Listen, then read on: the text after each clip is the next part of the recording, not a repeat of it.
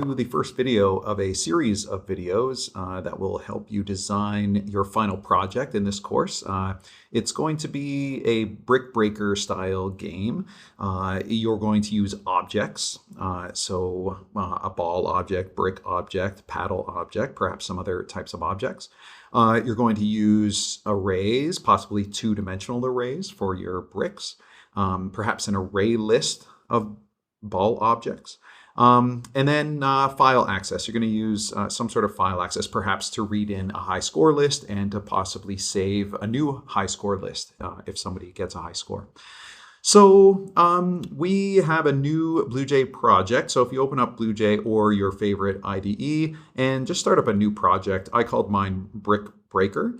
And I created two classes, a main class and a Brick Breaker game class. Remember that every time you create a project, whether it's in BlueJ or Eclipse or Visual Studio, a folder is going to be made on your computer. So my folder exists on the desktop. Your folder might be somewhere else. But I have my Brick Breaker folder right here. Now, why is this important to know this? Well, this is where you're going to save all of your images, sounds, animated GIFs, any kind of files that you have. You want to save it into the same folder in which your BlueJ package is saved. Okay, so you want to find that folder and have it handy so that you can add pictures and audio there. All right, so yes, you are going to create two classes here. Let's start with the main, actually. And if you took most of you took the course last year and you did a project that involved graphics. This is going to look a little bit familiar. This is where you're going to set up your J-frame. So the frame is kind of like the canvas upon which you're drawing images. And you're going to set the bounds. Okay, so I want the top left corner to be 0, 0. And mine is going to be 1200 by 800. So that's a width of 1200 and a height of 800. You can make that bigger, you can make that smaller, that's up to you. Just for this demo, I'm using 1200 by 800.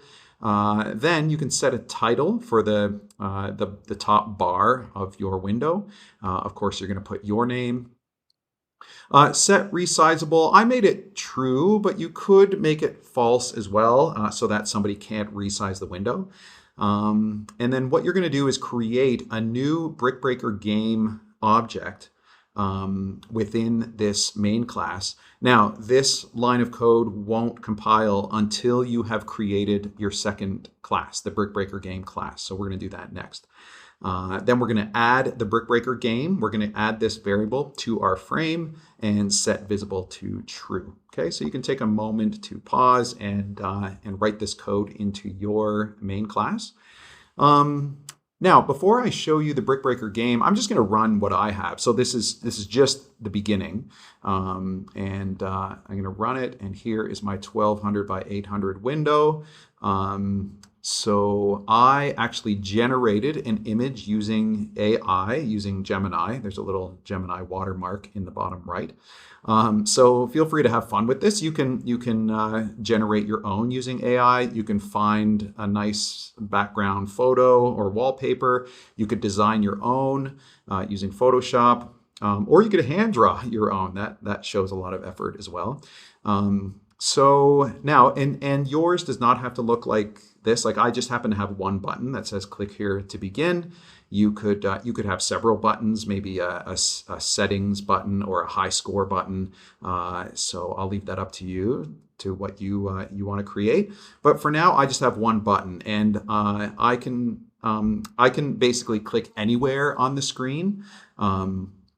So right now I haven't set it up that you just click on that button. You could just click anywhere on the screen to begin. And now I've got a second image here, and you can see that I've blurred it out purposefully, because if I'm going to draw bricks and a ball and a paddle on top of this, I want those images to pop and come to the foreground. So this is a little trick that actually looks kind of nice. So you can again use AI to help you blur an image, or you can use I'm sure there are websites out there that can do that for you. Okay, so how do we add images and how do we get the mouse to work? So again, you would have done this before if you took the course last year. We're going to need all of these 5 import statements up here just to get the graphics to work. And then our class is called Brick Breaker Game, and we're going to need to extend the JPanel class. And we're going to implement Mouse Listener. Okay, so Mouse Listener is a class. So is JPanel. They're built-in classes. When you download the Java Development Kit, the JDK, these classes come with all the files. And you may remember from last year, Mouse Listener is a special class called an interface. So it's basically a class that has methods, but the methods have no code in them. So they're called abstract methods. So an interface is a funny type of class where they just have method headers, but no code inside those methods. Now, if you write a program that implements an interface, you need to promise to override all of those abstract methods. And so we happen to have 5 methods that we have to have in our program. Now, you don't have to put code in all of them. So for this program, I think I'm just going to put code inside mouse pressed. Mouse clicked is a full click, so a down press and a release. Mouse entered is if your mouse just enters the window, like the J-frame. Mouse exited is when your mouse leaves the J-frame. And then mouse released is when you actually release the mouse button or the trackpad button. But I'm going to put all of my code into mouse pressed. And this is going to accept something called a mouse event parameter. I'm just going to call it E. And this allows you to, most importantly, get the X and the Y coordinates of where you click on the screen. Okay. So basically, actually, normally you would do something like this. So store your X and Y, and then you could have if statements, like if they click within a certain button, then you can do something. I didn't do that. I just made it automatically go to the next screen, and then I'm going to call my paint method. Okay, let's come back to this a little bit later. So I'm going to go back to the top. So I have a screen variable that's assigned to 1. Again, the way that I'm going to code it is I'm going to go from my title screen right to my game. So I'm really just going to have 2 screens. And then, of course, I'll have a win screen and a lose screen. You might want to have a screen in between, maybe a settings, choose your theme, maybe different settings, like setting a dark mode, a number of balls at the beginning, a difficulty mode, something like that. So I'll let you kind of come up with that enhancement. Then you're going to declare all of your image variables here. So right now I only have 2 images, but you are likely going to have a lot more. And again, I'm not assigning anything yet. I'm just creating the variables. Then in the constructor, we're going to add a mouse listener to this class. Okay, and then we're going to use a try catch statement to load in all of our images. So right now I only have 2. Okay, so these are the images I created with Gemini, and they are saved in my folder, my project folder. And you have to spell this correctly with the proper extension. When you start making your ball and your paddle and your bricks, you might want to use a PNG instead of a JPEG. A PNG is a transparent image. So if you have a ball shape, it'll look like a cutout of a ball instead of this ugly white kind of square behind it. So the purpose of the constructor is to kind of set up your initial variables and your images. Okay, so then we have this paint method. And this paint method is called every time you drag the window. It's also called at the very beginning of your game, so as soon as you run the main class. And it's also called every time you say the command repaint. Okay, so every time we say repaint, that's going to call the paint method.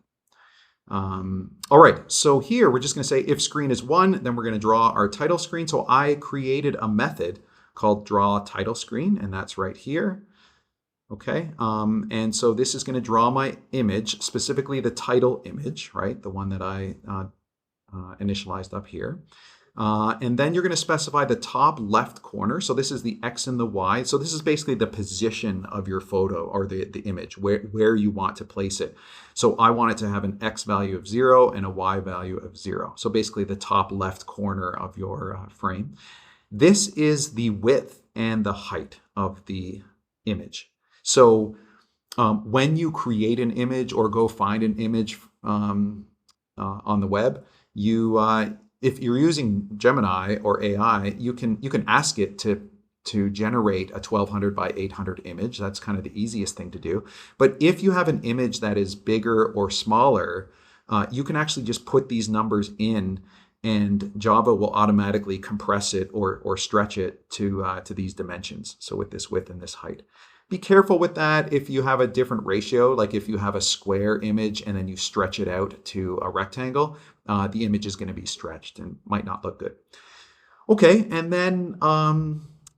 then basically what I'm saying here is if I click anywhere on the screen, I'm just going to update my screen variable, and then I'm going to call the paint method again. Okay, so now screen is going to be 2, so we're going to go to this else if, and now I'm going to call this method called draw game screen.